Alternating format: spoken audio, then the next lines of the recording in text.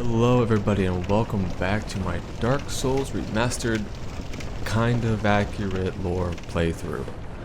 We are still down in Blight Town, where I have just recovered my souls and we are making our way across as we have entered through the Valley of Drakes. Now this way I am not ultra familiar with. I'm usually going through the other direction, which is actually through the sewers. So I'm, to be perfectly honest, I'm a bit lost. That's where actually I want to be. That elevator right there. But how do I get across to it? Oh, there's the branch down there. Yes. That's where I want to be. Does this get me to the branch? I'd like to be the branch manager, please.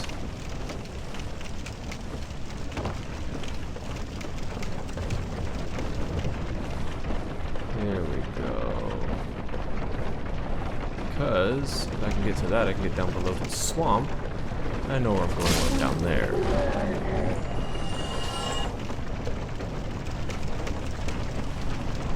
Oh, the jankiness of Blight Town.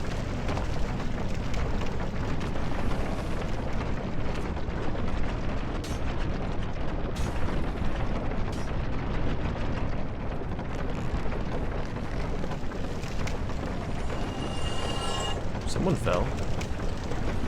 Someone fell to their despair. And soon, I will reverse my hollowing. You alive or dead? You're decidedly dead. Should have known because there's no fire coming out of your giant face. However, we're very close to where I would like to be. Actually, right around the corner from where I would like to be. How are you dead? How did you get over here? Also, I'd like to make note that on this remastered version, the visuals are so much clearer in this swamp. Oh my goodness gracious. In the original version of the game, you could not see anything down here. Truly. It was completely blinding. I need to pop some humanity. Because I would like extra Estus, and I'd like to meet an old friend down here, which is the beginning of NPC invaders, which was not introduced in Dark Souls. It was actually in Demon Souls originally. However, I think they did a great job with the NPC invaders in this game, as they are all unique, which you'll find out what I mean in a little bit. And they all have their own interesting quirks to them. This is also an area where people love to invade, so we're probably going to get griefed once more, but that's okay. I'm not worried about being lost or getting back to... Oh. Someone kindled the fire while I was near it. That was pretty nice of them. So if you're near a bonfire and someone else kindles it when you're within range, you will get an extra Estus. As you can see, I have 11. And there we go. Mildred has spawned. Here she comes with her butcher's knife and wooden shield.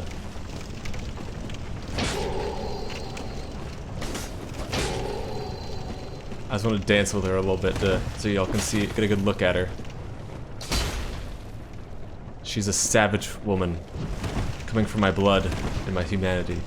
However, what to say, she won't live long. If she keeps up these shenanigans, she might. Goodbye, Mildred. I will take your sword, though. Retrieve remaining power of a dark spirit. I get their souls, I get their humanity, and butcher's knife. So I'm actually just going to run back and level up again because we have the extra souls, and why not? I'm right here. So Mildred actually can be summoned as a friend now.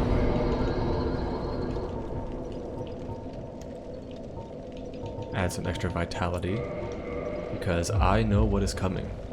I know what is around the corner. So welcome to the Great Swamp, where what you know as pyromancy magic was made. However, pyromancy magic is born of chaos, and this swamp is actually on top of the bed of chaos, which we will get to soon enough. And as you notice, the water has become poisoned. I believe the water is actually toxic. And you see in the distance the poopy boys with their boulders. Now, I could fight them. I really could. I don't want to. No, it's just poison. Oh, poopy boy and his boulder. Throwing them at me. That honestly surprised me. That made me jump. But in this episode, I would like to show y'all another boss in Dark Souls. Another unique boss that quite a few people are a fan of. It's actually quite a few people's favorite boss due to lore and appearance. And you'll see what I mean quite soon. We have the egg worshippers, which I'm going to pop a purple moss clump here. Just to get rid of that poison, because that was annoying me. I have some extra essence, thanks to some friends, kindling bonfires. And, as you can see right here, Mildred. Man-Eater Mildred. But I won't summon her for now. I'd prefer to do this alone.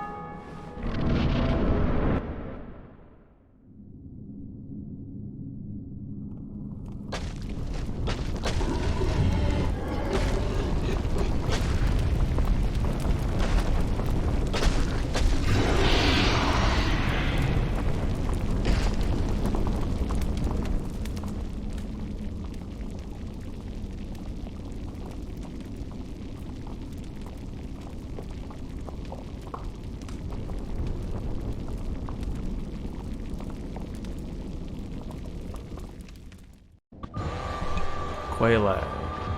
Chaos Switch Quailag.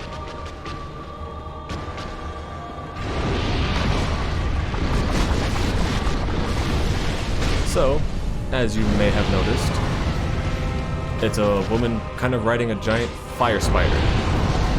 Oh, that was bad. I should have seen that coming. I need to get out of here before she lunges. Are you gonna breathe more? Yep.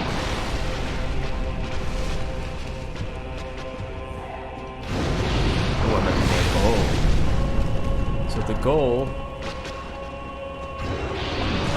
is to just stay out of the front of this thing, because it will spit a lot of lava. Like a lot of lava.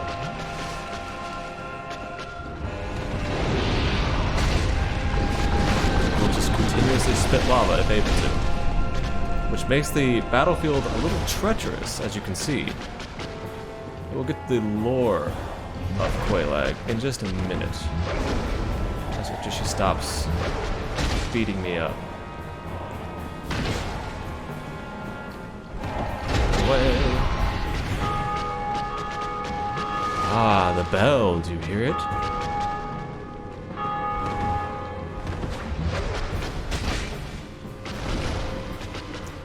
I should also, again, make note that I am doing a lot more damage than the average player would do in this scenario because of my weaponry.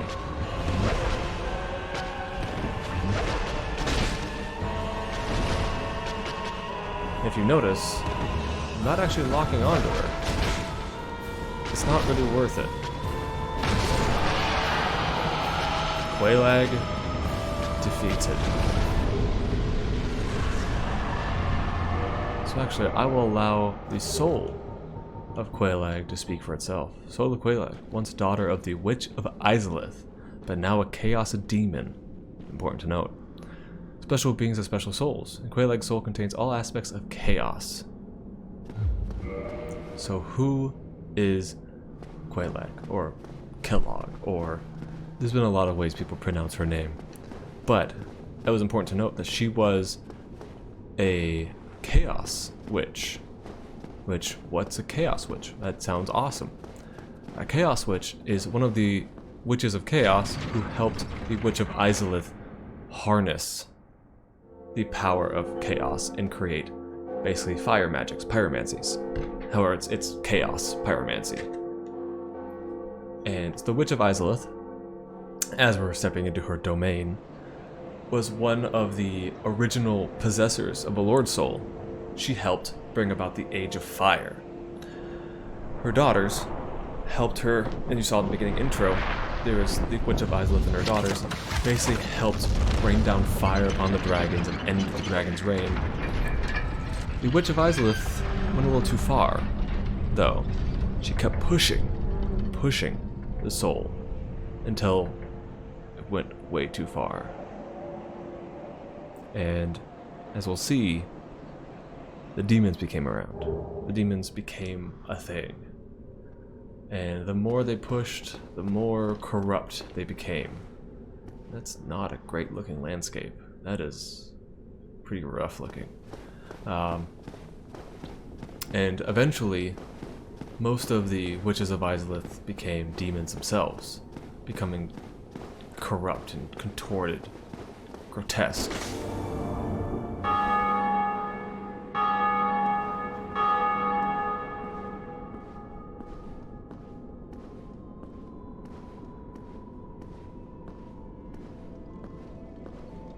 Oh dear, what have we here?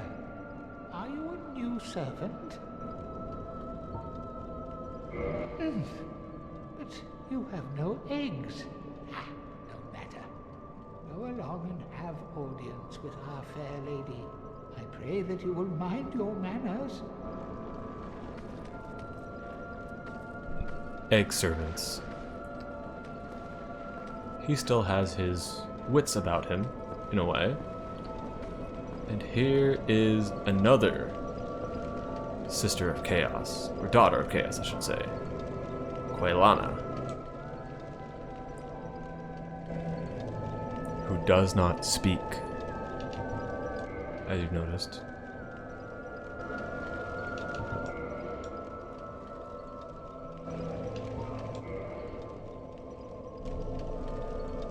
And the Covenant of the Chaos Servants, which is how you get one of the arguably coolest pyromancies. Second coolest, I'd say.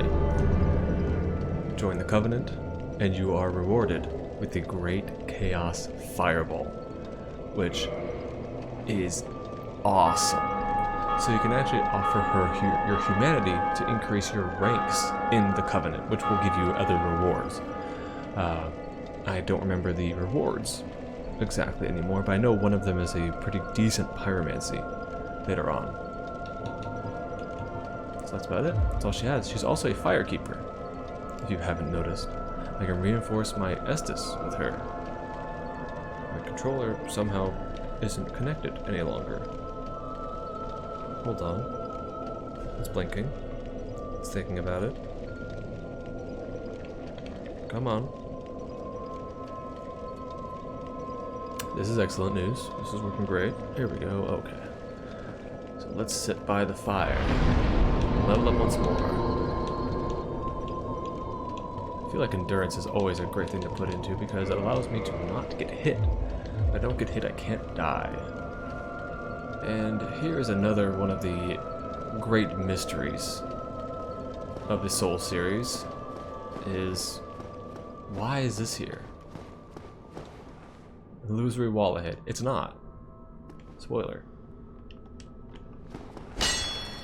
It's not an illusory wall. Why is this here? Again, most likely more content that does not reappear in the games, but it's there. And as you've noticed, I have rung 2 bells of awakening now, which is important to note. Also, this is an elevator. If you believed it to be. Yes, it is an elevator. It just isn't active yet because I haven't gone to where the elevator goes. The elevator goes down from here. It's actually in the shortcut. Again, the world is stacked on top of itself. The Witch of Izalith and the Gravelord Nito are below, and Gwyn, Seath took the top. And the four kings are lost somewhere. They don't really exist in a physical place currently.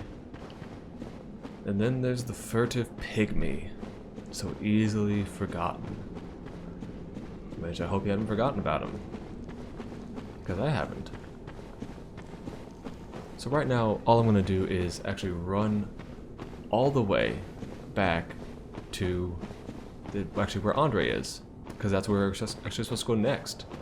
Which I'm actually going to cut this episode short and run my way back there, because that would be rather boring. You've seen how I get there and back. Nothing new, unless I die in the meantime. But I'm going to do my best to avoid that outcome from happening. I may not get a choice. Large Titan Shard. Cool. I guess I don't get a chance to cut this episode short at all, because things just keep happening to me. Are they still on my tail? No. Good. Okay. Also, I'd like to make note, if at any point anyone wants to listen to this in a podcast form, or just wants me to read anything for them at any point, please let me know. I'm more than happy to. And I do encourage you to just listen to these episodes as a podcast. That is why I'm trying to keep my voice metered and calming, so that it's not all hype and, you know, tense as people would like to make Dark Souls out to be. Dark Souls isn't that bad. As you've seen, I've played a few hours now, and I've only died a couple times. The game is all about fairness. If you die, it's typically something you're doing. Like right now, if I were to get hit right there, I wouldn't be mad. I know what I'm doing. I'm making very brash decisions. Oh, this is where I was supposed to be. Right.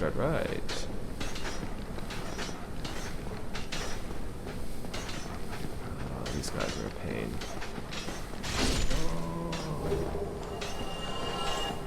Is that my door?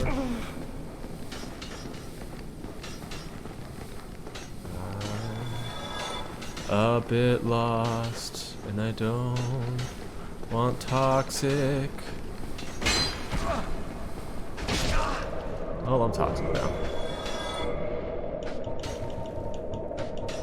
I need to get rid of that ASAP.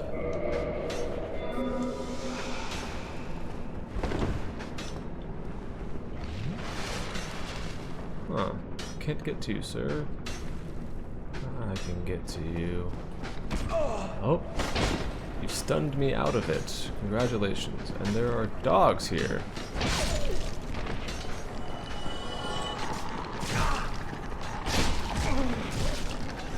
Oh, this is bad news for me. Dogs in Souls games are historically very bad. Oh, I might die. Oh my goodness gracious. I like how I was going to attempt to cut the episode short, and yet here I am, struggling. You fell. That was also very weird.